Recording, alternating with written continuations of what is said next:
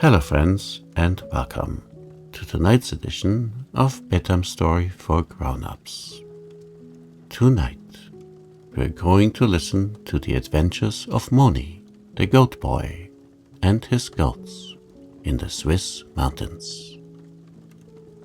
It is time to unwind. Find a place where you can relax.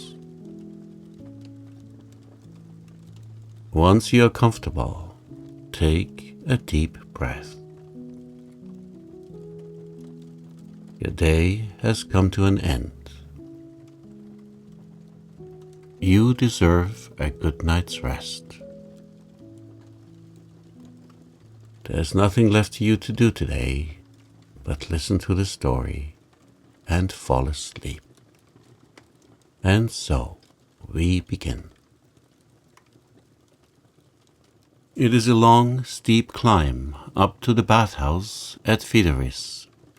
After leaving the road leading up through the long valley of Prättigau, the horses pant so hard on their way up the mountain that you prefer to dismount and clamber up on foot to the green summit.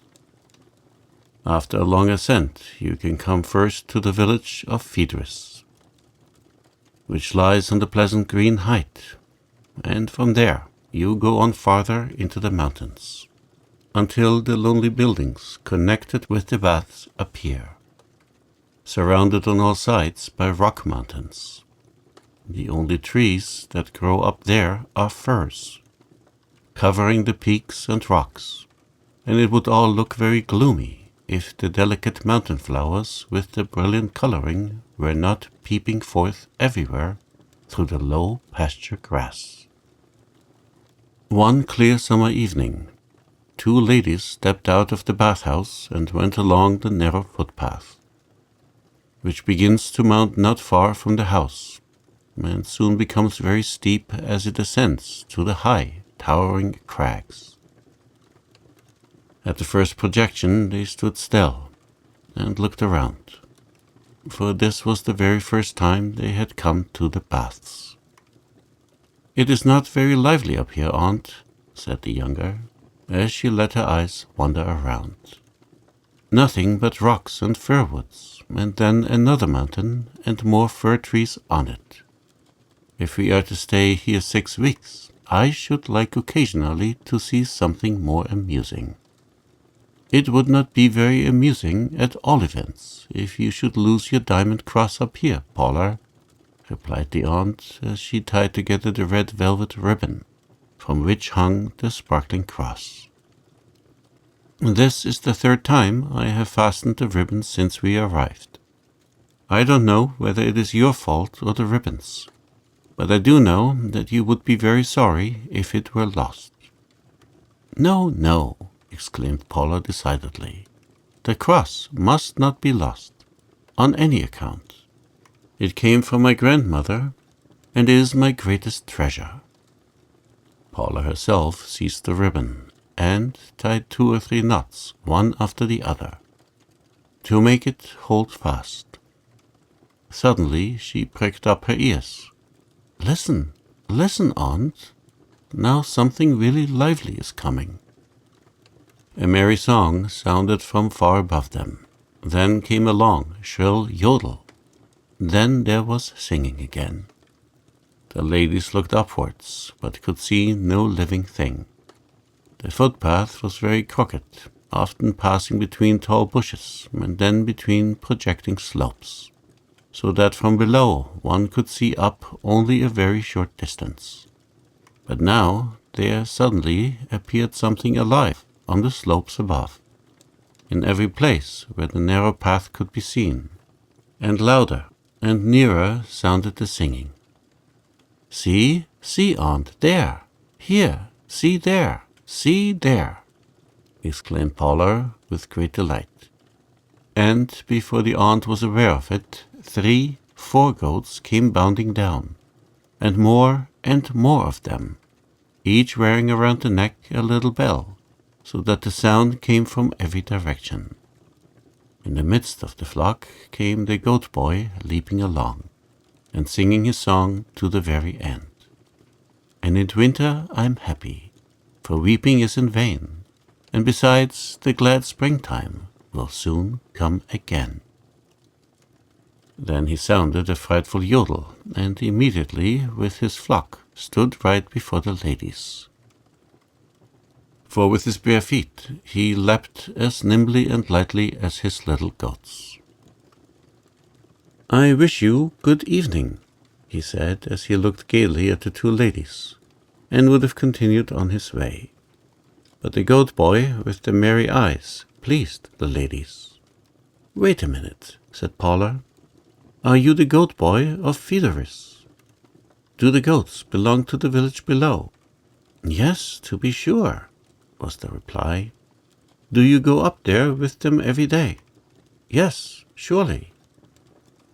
"Is that so? And what is your name?" "Moni is my name." "Will you sing me the song once more, that you have just sung? We heard only one verse." "It is too long," explained Moni.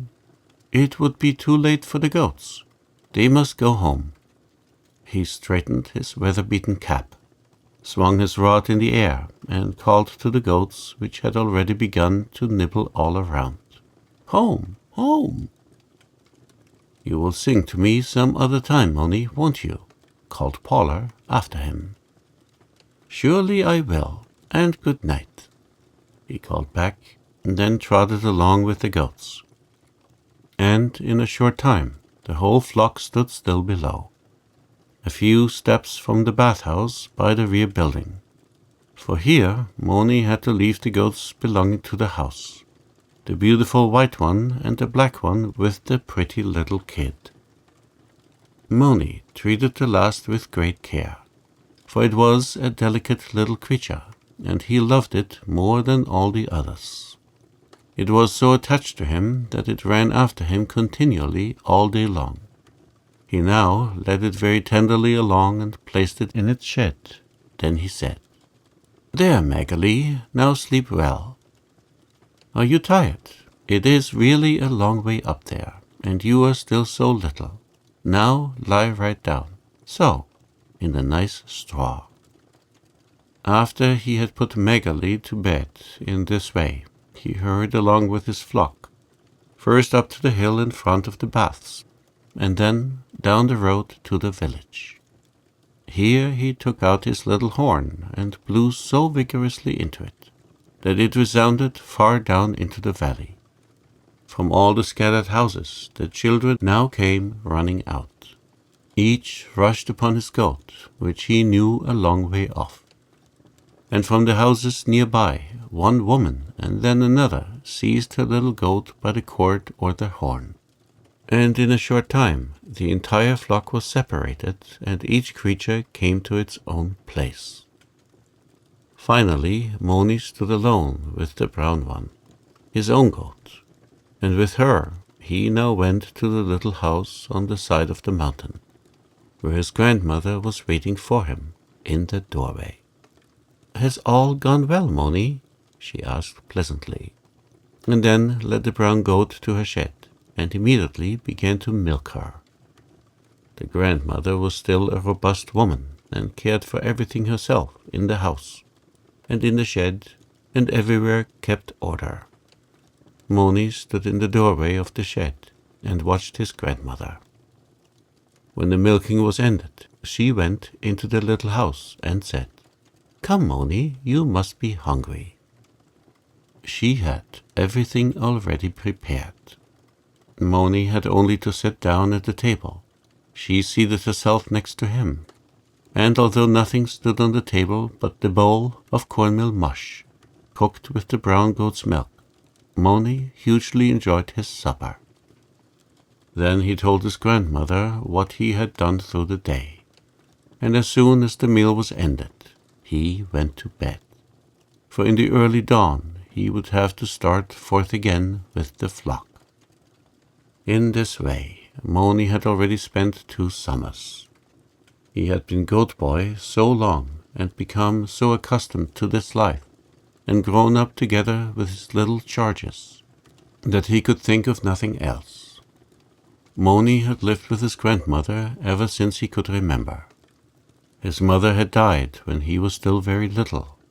His father soon after went with others to military service in Naples, in order to earn something, as he said, for he thought he could get more paid there.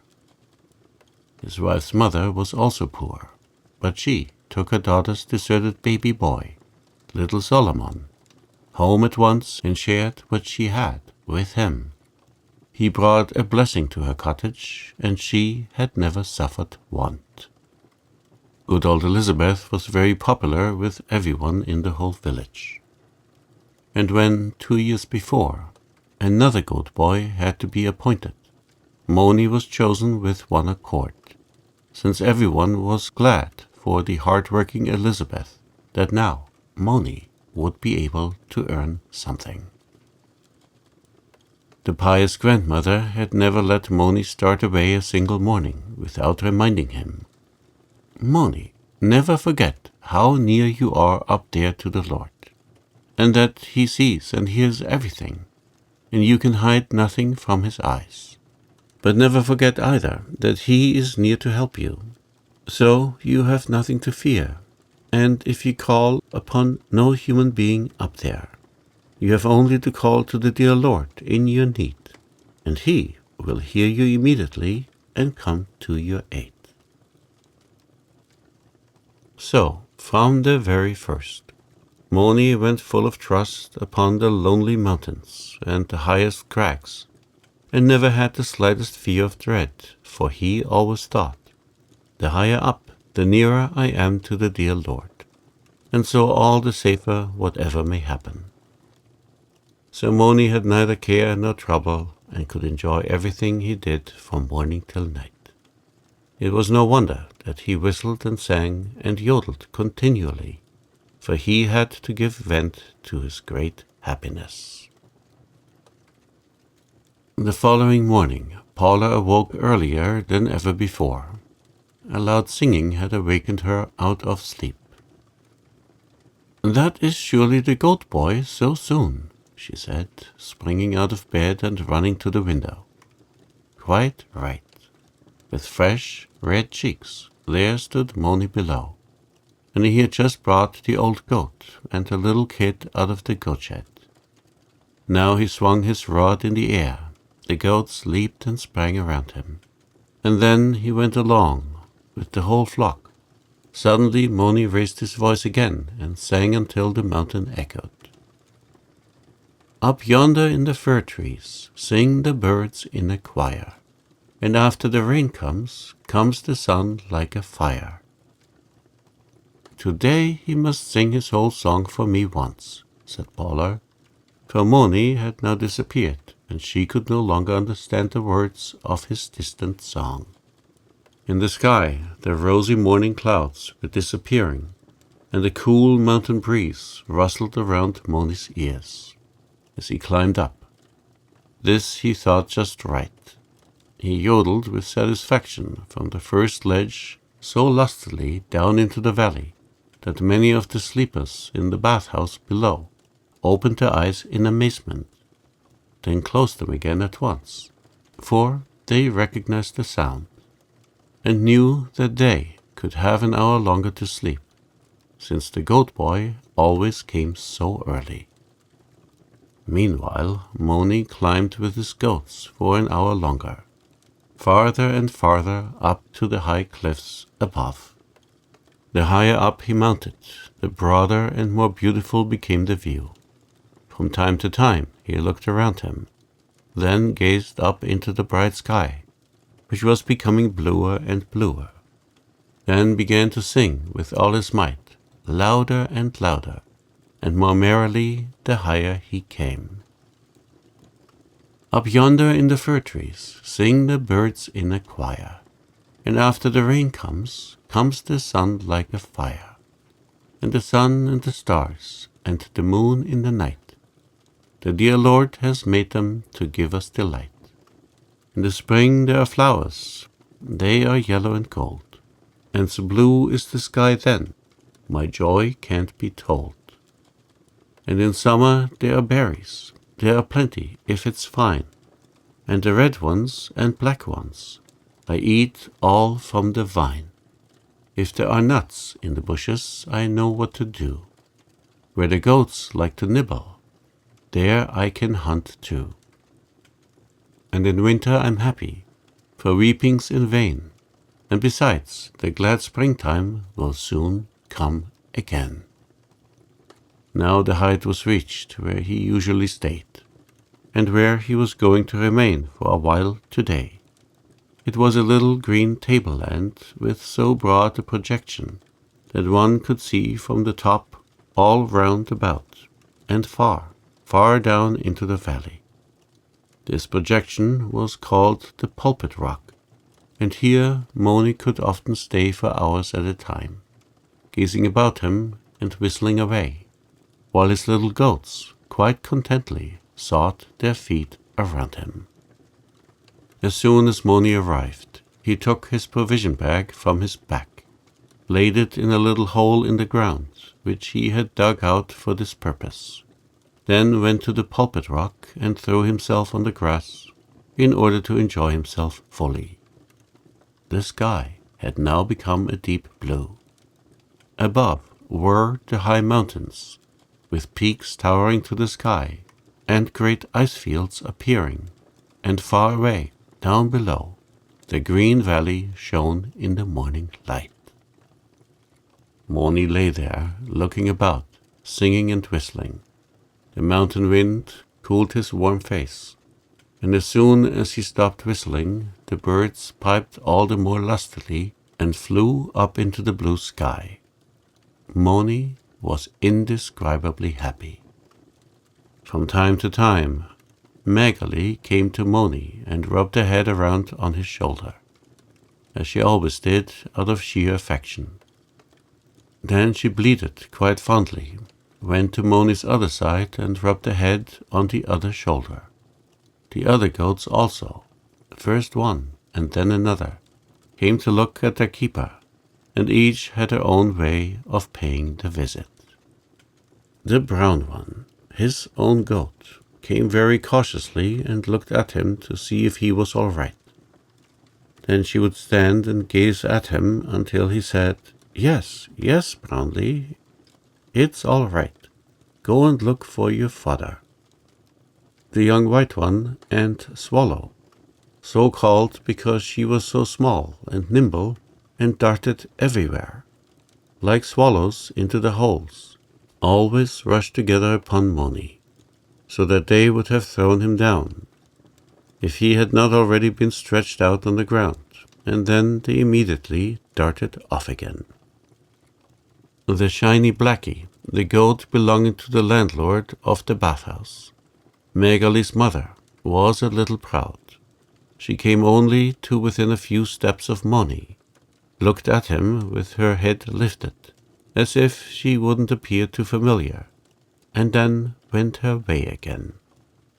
The big sultan, the billy goat, never showed himself but once.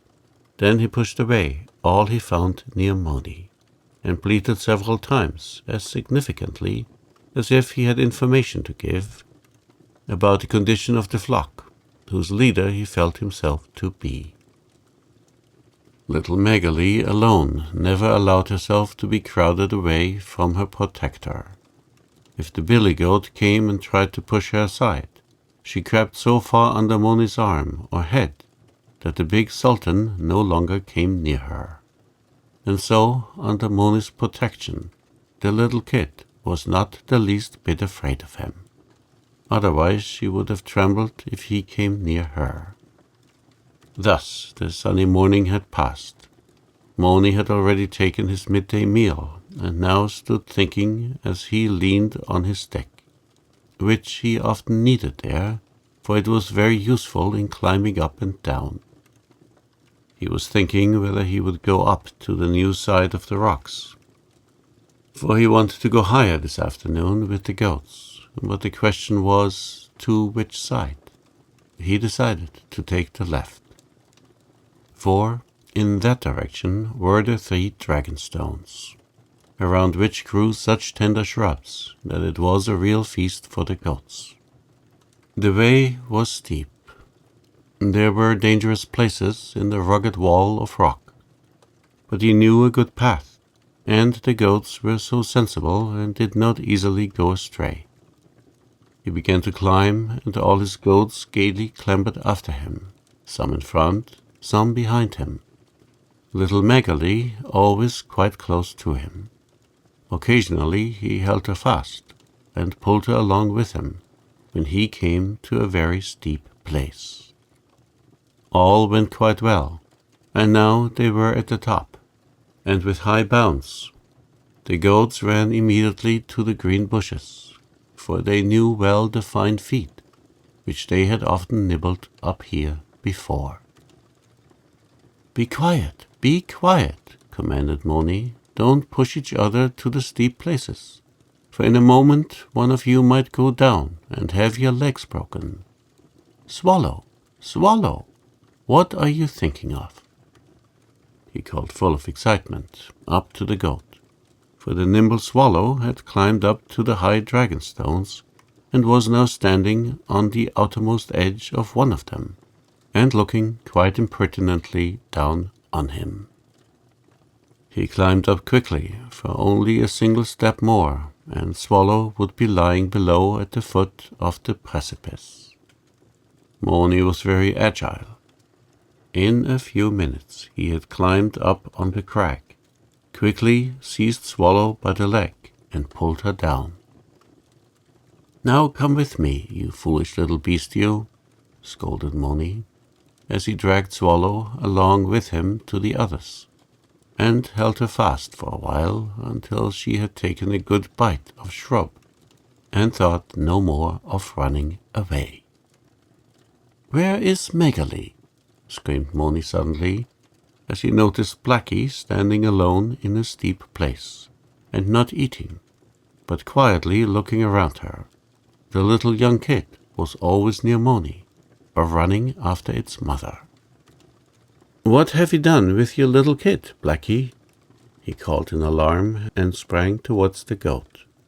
She seemed quite strange, was not eating, but stood still in the same spot, and pricked up her ears inquiringly. Moni placed himself beside her and looked up and down. Now he heard a faint, pitiful bleating. It was Magali's voice, and it came from below, so plaintive and beseeching. Moni lay down on the ground and leaned over. There below, something was moving. Now he saw quite plainly, far down, Magali was hanging to the bough of a tree, which grew out of the rock, and was moaning pitifully. She must have fallen over. Fortunately, the bough had caught her. Otherwise she would have fallen into the ravine and met a sorry death. Even now, if she could no longer hold to the bough, she would fall into the depths and be dashed to pieces. In the greatest anguish he called down, "Hold fast, Magali, hold fast to the bough. See, I'm coming to get you." But how could he reach there? The wall of rock was so steep here. Moni saw very well that it would be impossible to go down that way. But the little goat must be down there somewhere near the rain rock, the overhanging stone under which good protection was to be found in rainy weather. The goat boys had always spent rainy days there. Therefore the stone had been called from old times the rain rock. From there Moni thought he could climb across over the rocks, and so bring back the little kid. He quickly whistled the flock together and went with them down to the place from which he could reach the rain rock. There he left them to graze and went to the rock. Here he immediately saw, just a little bit above him, the bough of the tree and the kid hanging to it. He saw very well that it would not be an easy task to climb up there and then down again with Magali on his back. But there was no other way to rescue her. He also thought the dear Lord would surely stand by him, and then he could not possibly fail. Then he was full of trust that all would go well, and he bravely clambered up the rock until he reached the bough above. Here he clung fast with both feet, lifted the trembling, moaning little creature to his shoulders, and then climbed with great caution back down again. When he had the firm earth under his feet once more, and had saved the terror-stricken kid, he was so glad he had to offer thanks aloud and cried up to heaven, "Oh, dear Lord, I thank Thee 1,000 times for having helped us so well. Oh, we are both so glad for it." Then he sat down on the ground a little while and stroked the kid, for she was still trembling in all her delicate limbs, and comforted her for enduring so much suffering. As it was soon time for departure, Moni placed the little goat on his shoulders again and said anxiously, "Come, you poor Megaly. You are still trembling. You cannot walk home today. I must carry you." And so he carried the little creature, clinging close to him all the way down. Paula was standing on the last rise in front of the bathhouse, waiting for the goat-boy. Her aunt had accompanied her. When Moni came down with his burden on his back, Paula wanted to know if the kid was sick, and showed great interest. When Moni saw this, he at once sat down on the ground in front of Paula and told her his day's experience with Megaly. The young lady showed very keen interest in the affair and stroked the little rescued creature, which now lay quietly in Moni's lap and looked very pretty, with its white feet and the beautiful black pelt on its back. It was very willing to be stroked by her.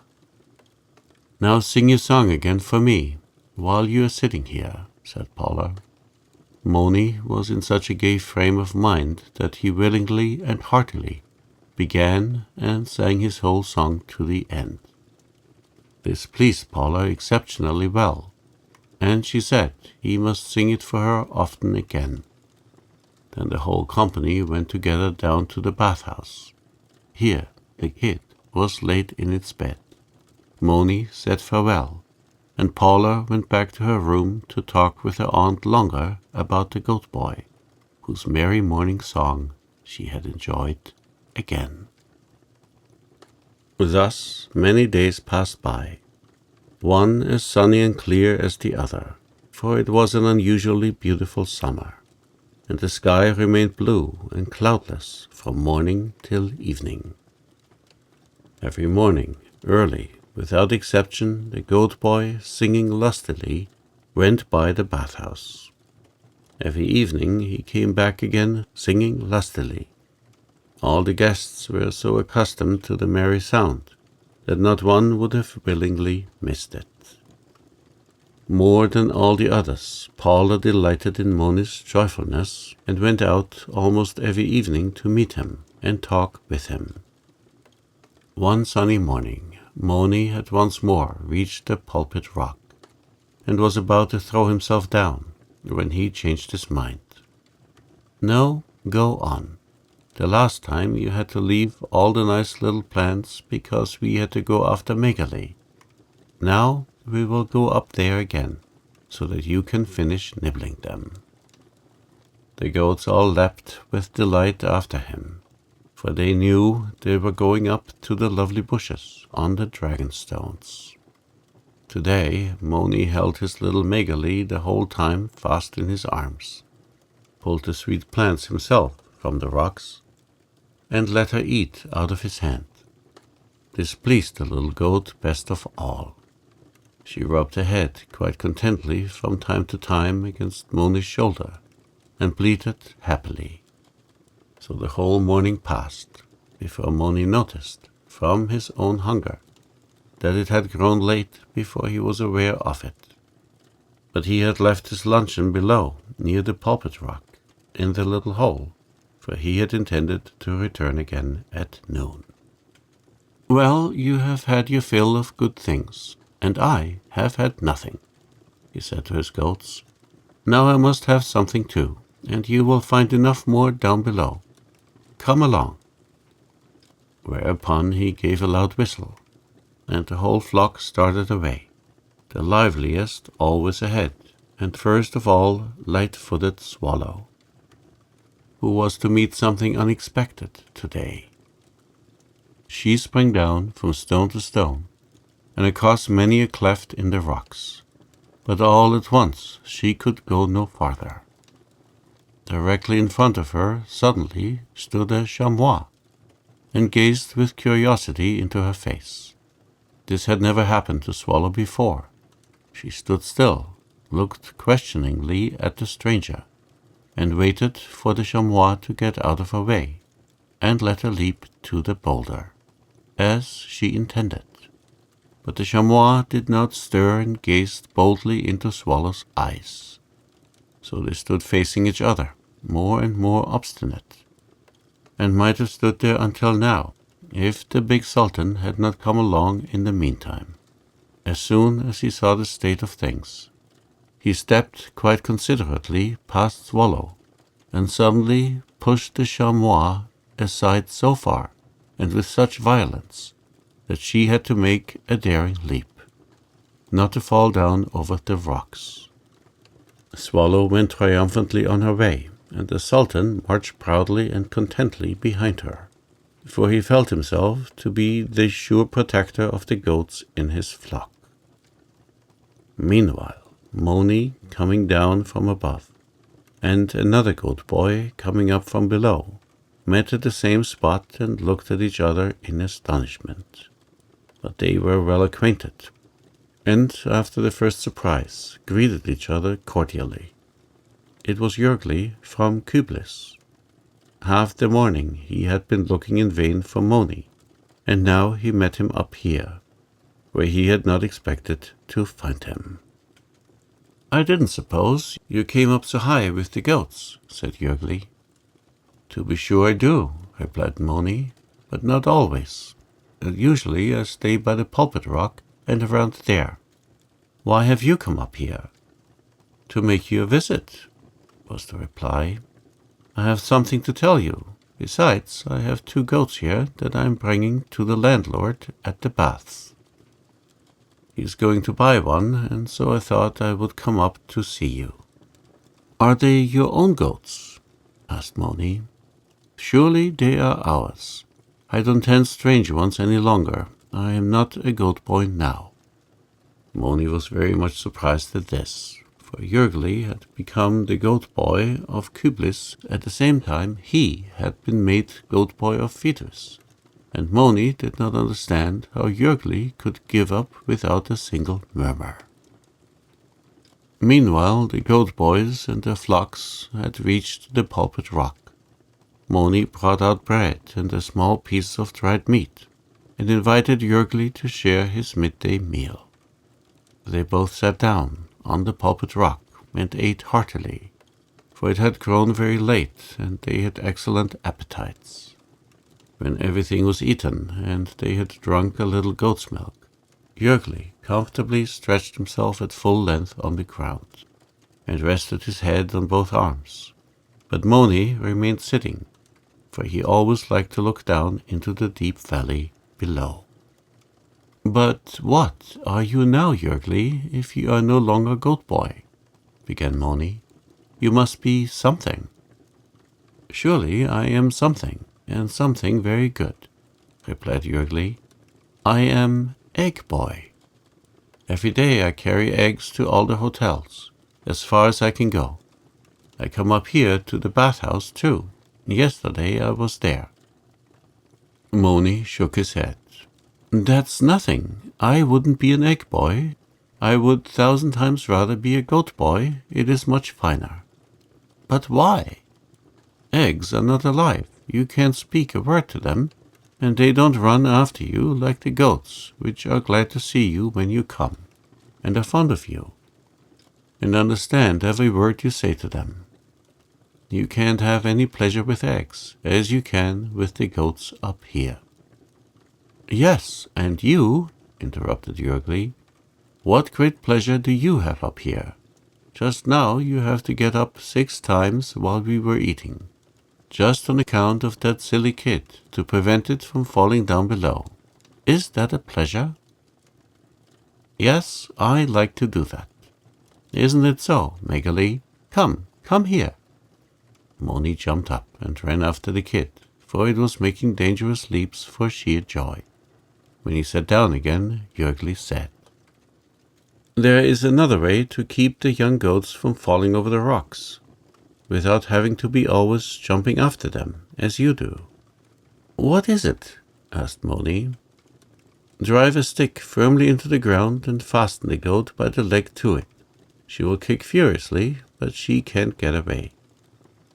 "You needn't think I would do any such thing to the little kid," said Moni quite angrily, and drew Megaly to him and held her fast, as if to protect her from any such treatment.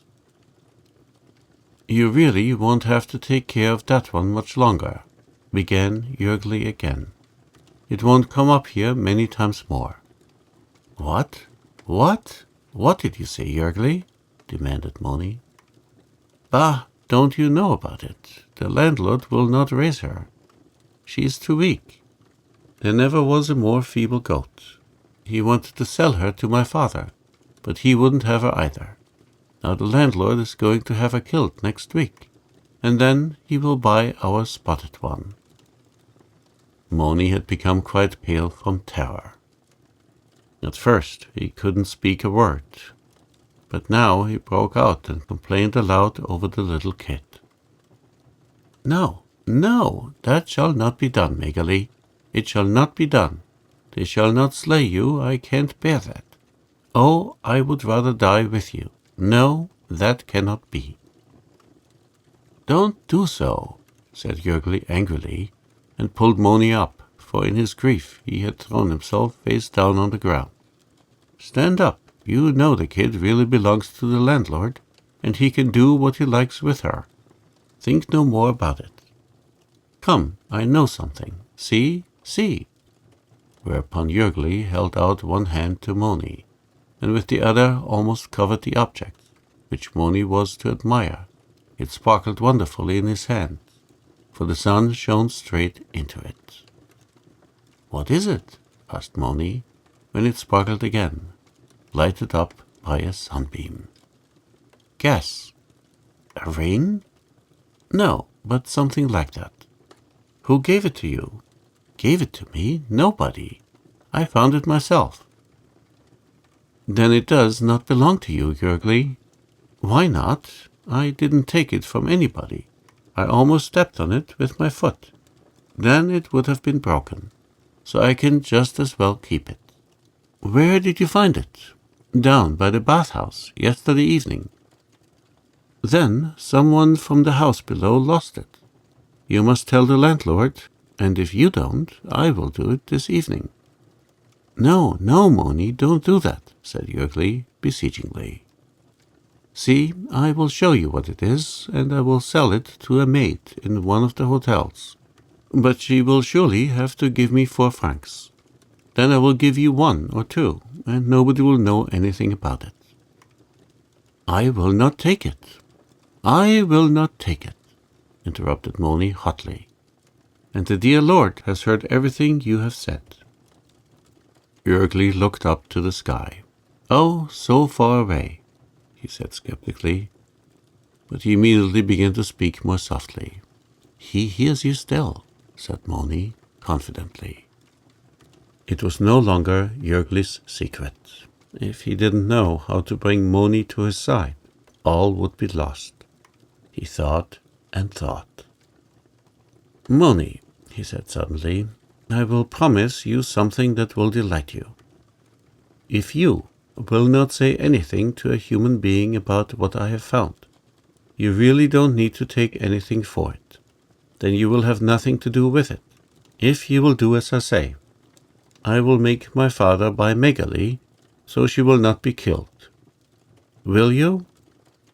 A hard struggle arose in Moni. It was wrong to help keep the discovery secret. Jörgli had opened his hand, In it lay a cross set with a large number of stones, which sparkled in many colors. Moni realized that it was not a worthless thing which no one would inquire about. He felt exactly as if he himself should be keeping what did not belong to him if he remained silent. But on the other hand was the little affectionate Megali that was going to be killed in a horrible way with a knife, and he could prevent it if he kept silent. Even now the little kid was lying so trustfully beside him, as if she knew that he would always keep it. No, he could not let this happen. He must try to save it. "Yes, I will, Jörgli," he said, but without any enthusiasm. "Then it is a bargain," said Jörgli, offering his hand to Moni, that he might seal the argument, as that was the only way to make a promise binding. Jörgli was very glad that now his secret was safe. But as Moni had become so quiet, and he had much farther to go to reach home than Moni, he considered it well to start along with his 2 goats. He said good night to Moni and whistled for his 2 companions, which meanwhile had joined Moni's grazing goats, but not without much pushing and other doubtful behavior between the 2 parties. For the goats from Fideris had never heard that they ought to be polite to visitors, and the goats from Kublis did not know that they ought not to seek out the best plants or push the others away from them when they were visiting. When Jörgli had gone some distance down the mountain, Moni also started along with his flock, but he was very still, and neither sang a note nor whistled all the way home. On the following morning, Moni came up the path to the bathhouse, just as silent and cast down as the evening before. He brought out the landlord's goats quietly and went on upwards. But he sang not a note, nor did he give a yodel up into the air. He let his head hang and look as if he were afraid of something. Now and then he looked around timidly, as if someone were coming after him to question him. Moni could no longer be merry. He didn't know himself exactly why. He wanted to be glad that he had saved Megali and sing, but he couldn't express it. Today the sky was covered with clouds, and Moni thought when the sun came out it would be different, and he could be happy again. When he reached the top, it began to rain quite hard. He took refuge under the rain rock, for it soon poured in streams from the sky. The goats came too and placed themselves here and there under the rock. The aristocratic Blackie immediately wanted to protect her beautiful shiny coat and crept in under the rock before Moni did. She was now standing behind Moni and looking out from her comfortable corner into the pouring rain. Megali was standing in front of its protector, under the projecting rock, and gently rubbed its little head against his knee. Then it looked up at him in surprise, because Moni did not say a word, and it was not accustomed to that. Moni sat thoughtfully, leaning on his staff, for in such weather he always kept it in his hand, to keep himself from slipping on the steep places, for on such days he wore shoes. Now, as he sat for hours under the rain rock, he had plenty of time for reflection. Moni thought over what he had promised Jörgli, and it seemed to him that if Jörgli had taken something, he was practically doing the same thing himself, because Jörgli had promised to give him something or do something for him. He had surely done what was wrong. This he felt in his heart, and it was right that it was dark and rainy, that he was hidden under the rock, for he would not even have dared look up into the blue sky as usual. But there were still other things that Moni had to think about. If Megali should fall down over a steep precipice again, and he wanted to get it the dear Lord would no longer protect him, and he would no longer dare to pray to him about it and call upon him, and so had no more safety. And if then he should slip and fall down with Megale deep over the jagged rocks, and both of them should lie all torn and maimed. Oh no, he said with anguish in his heart. That must not happen anyway. He must manage to be able to pray again and come to the dear Lord with everything that weighed on his heart. Then he could be happy again.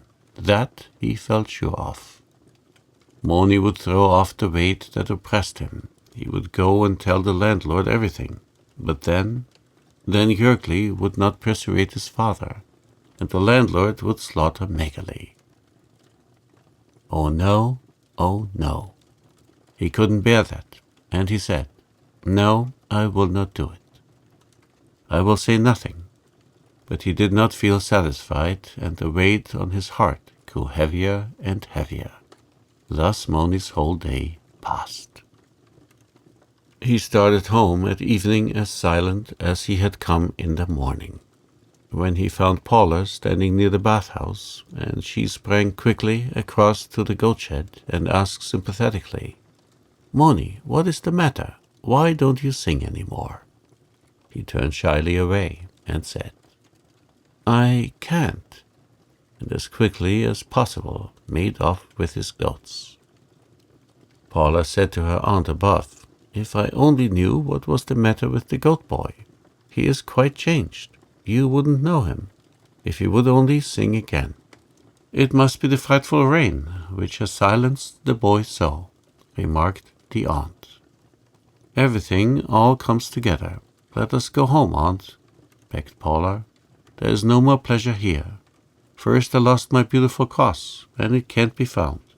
Then comes this endless rain, and now we can't ever hear the merry goat-boy any more. Let us go away."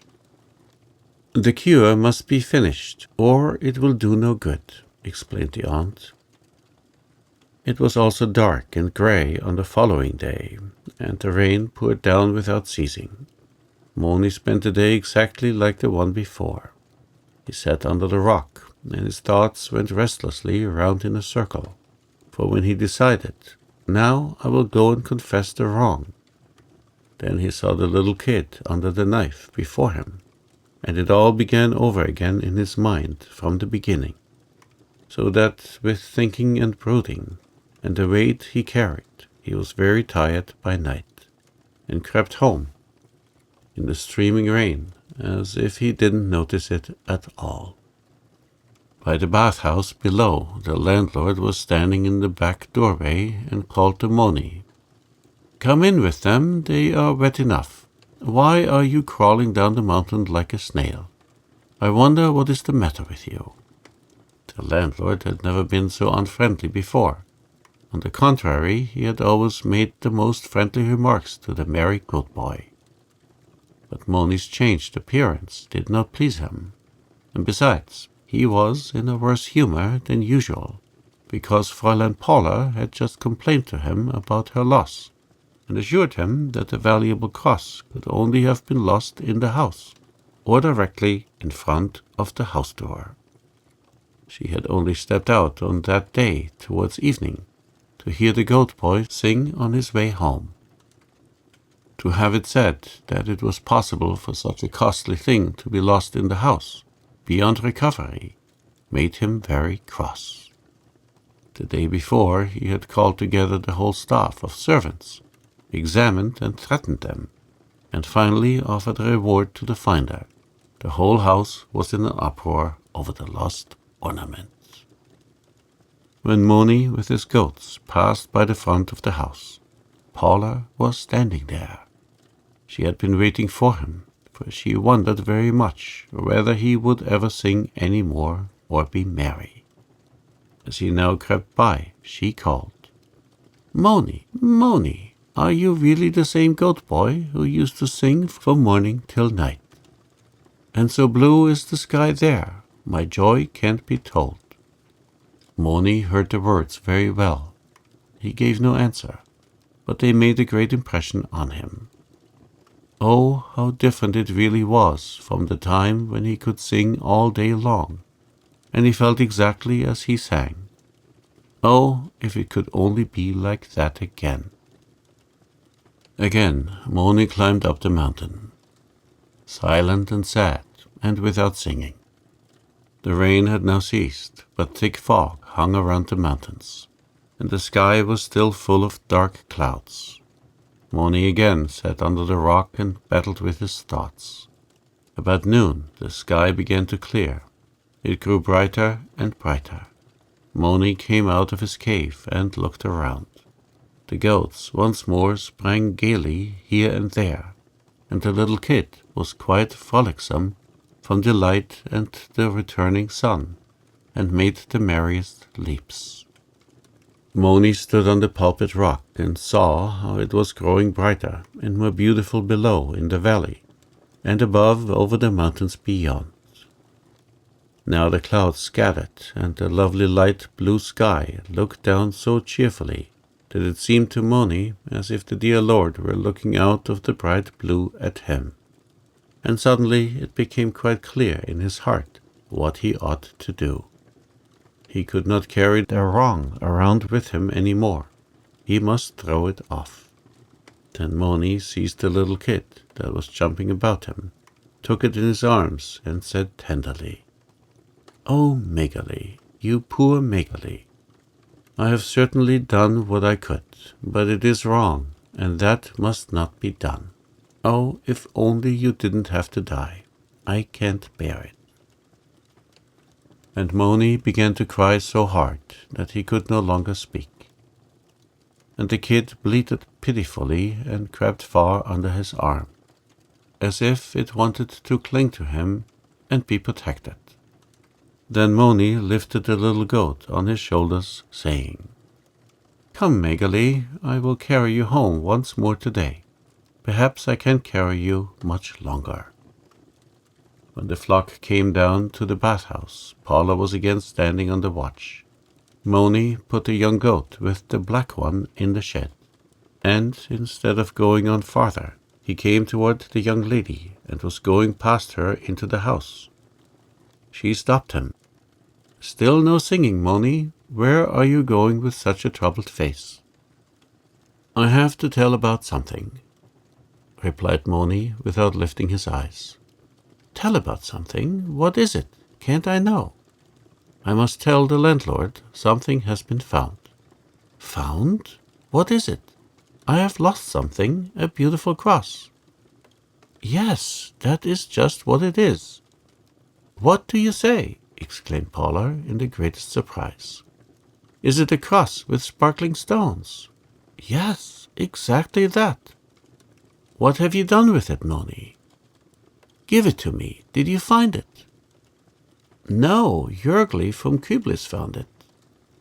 Then Paula wanted to know who he was and where he lived, and to send someone to Kublis at once to get the cross. "I will go as fast as I can, and if he still has it, I will bring it to you," said Moni. "If he still has it?" said Paula. "Why shouldn't he still have it? And how do you know all about it, Moni? When did he find it, and how did you hear about it?" Moni looked on the ground. He didn't dare say how it all had come about, and how he had helped to conceal the discovery until he could not longer bear it. But Paula was very kind to Moni. She took him aside, sat down on the trunk of a tree beside him, and said with the greatest friendliness, "Come, tell me all about how it happened, Moni, for I want so much to know everything from you." Then Moni gained confidence and began to relate the whole story, and told her every word of his struggle about Megaly, and how he had lost all happiness and dared no longer look up to the dear Lord, and how today he couldn't bear it any longer. Then Paula talked with him very kindly, and said he should have come immediately and told everything. And it was right that he had told her all now so frankly, and that he would not regret it. Then she said he could promise Jörgli 10 francs. as soon as she had the cross in her hands again. 10 francs, replied Moni, full of astonishment, for he knew how Jurgli would have sold it for much less. Then Moni rose and said he would go right away that very day to Küblis, and if he got the cross he would bring it with him early the next morning. He ran along and was once more able to leap and jump, for he had a much lighter heart, and the heavy burden no longer weighed him down to the ground. When he reached home, he only put his goats in, told his grandmother he had an errand to do, and ran at once down to Küblis. He found Jurgli at home, and told him without delay what he had done. At first the boy was very angry, but then, when he considered that all was known, he took out the cross and asked, "Will she give me anything for it?" "Yes, and now you can see, Jurgli," said Moni indignantly, "how by being honorable you will receive 10 francs, and by being deceitful only 4. The 10 francs you are going to have now." Jurgli was very much amazed. He regretted that he had not gone immediately with the cross to the bathhouse, after he had picked it up in front of the door. For now he had not a clear conscience, and it might have been so different. But now it was too late. He gave the cross to Moni, who hastened home with it, for it had already grown quite dark. Paula had given orders to be wakened early the next morning, for she wanted to be on the spot when the goat-boy came.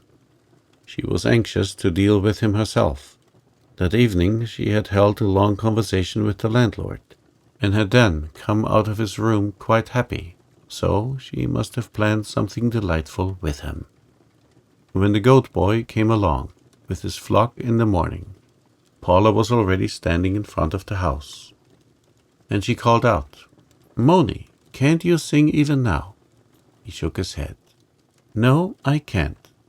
I'm always wondering how much longer Magali will go with me. I never can sing any more as long as I live, and here is the cross." Whereupon he handed her a little package, for the grandmother had wrapped it carefully for him in 3 or 4 papers. Paula took out the cross from the wrappings and examined it closely. It really was her beautiful cross with the sparkling stones, and quite unharmed. "Well, Moni," she said now very kindly, "you have given me a great pleasure, for if it had not been for you, I might never have seen the cross again. Now I am going to give you a pleasure. Go take Magali there out of the shed. She belongs to you now." Moni stared at the young lady in astonishment, as if it were impossible to understand her words. At last he stammered, "But how? How can Magali be mine?" "How?" replied Paula, smiling. "See, last evening I bought her from the landlord, and this morning I give her to you. Now can't you sing once more?" "Oh, oh, oh!" exclaimed Moni, and ran like mad to the shed, led the little goat out, and took it in his arms. Then he leaped back and held out his hand to Paula, and said over and over again, "I thank you 1,000,000 times. May God reward you, if I could do something nice for you." "Well, then try once more, and let us see if you can sing again," said Paula.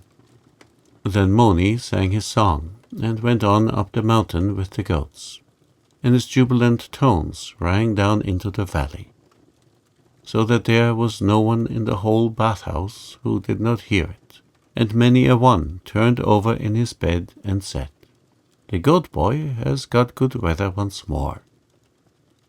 All were glad to hear him sing again, for all had depended on the merry alarm. Some in order to get up, others to sleep a while longer.